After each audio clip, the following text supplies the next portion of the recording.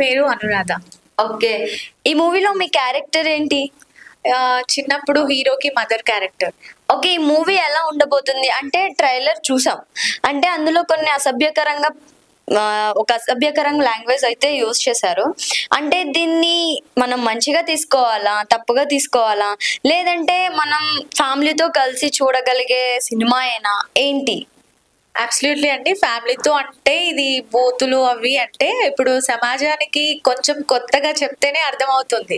So ఎప్పుడు రొటీన్‌గా నార్మల్‌గా చెప్తే ఎవరు చూడరు. సో దీని గురించి తెలీదు గూడా.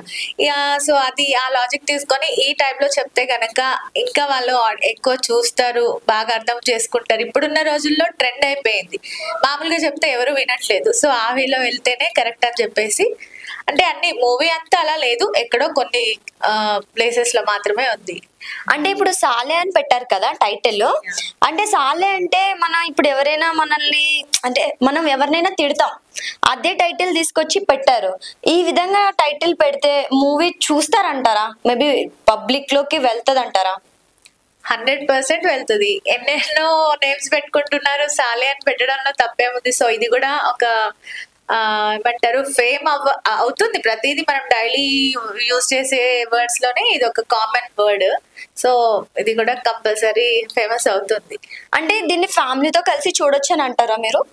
చూడొచ్చు, పర్లేదు. ఎందుకంటే అందరికి కామన్ అయిపోయింది కదా, పిల్లలు పెద్దవాళ్ళు. మనం అనుకోవచ్చు అవి వర్డ్స్ యూజ్ చేయట్లేదని, కానీ ఎక్కడ చూసినా కూడా అందరు కూడా మెచ్యూర్డ్, వెల్ మెచ్యూర్డ్, వాళ్ళు అర్థం చేసుకునే ఒక కెపాసిటీ వాళ్ళకు ఉంటుంది. అంటే 18+ అని చెప్పారు కదా, 18+ తర్వాత వాళ్ళే చూడాలి అని ఒకటి మెన్షన్ చేశారు.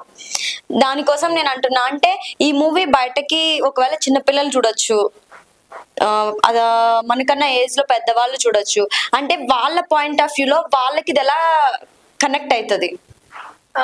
ఎందుకు అంటే ముందు జాగ్రత్తగా అంటే మనం చెప్పాల్సింది చెప్తాము. ఇన్ కేస్ వాళ్ళు చూసిన తర్వాత, మూవీ అంతా చూసిన తర్వాత అర్థమవుతుంది. పిల్లలు చూపించాలా వద్దా అనేది తెలుస్తుంది.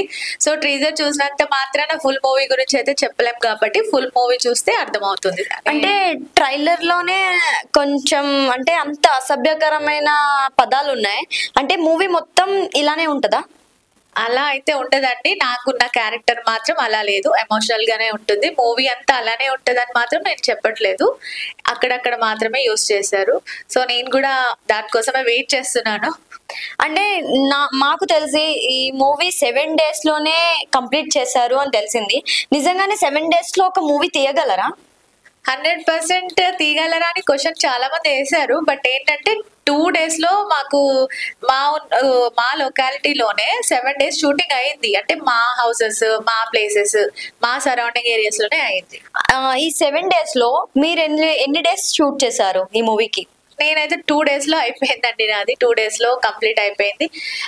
అంటే వన్ టేక్ లోనే కంప్లీట్ గా రియల్ గా మేము దాంట్లో లైక్ ఇన్వాల్వ్ అవ్వి రియలాస్టిక్ గా చేసామన్నమాట. సో తొందరగా అయిపోయింది.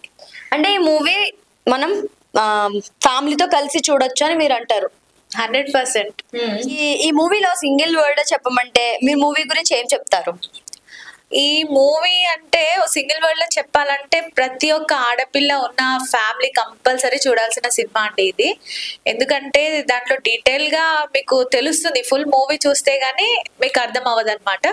సో టీజర్ లో ఇలా ఉందని చెప్పేసి, బ్యాడ్ కామెంట్స్ వస్తాయని చెప్పేసి, లేకపోతే బూతులు ఉన్నాయని చెప్పేసి చూడడం అయితే మానకండి. 100% మూవీ చూసి ఆ తర్వాత మీరు కామెంట్స్ చేయండి. సో ఇది చూడాలని కోరుకుంటున్నాను నేను. ప్రతి ఒక్కరు కూడా చూడాల్సిందే. మీరు చెప్తుంటే మాకు కూడా ఆసక్తిగా ఉంది. అంటే మేము కూడా చూడాలి అని. ఇది రిలీజింగ్ డేట్ ఎప్పుడండి? March 10th. Okay, thank you అండి. Thank you.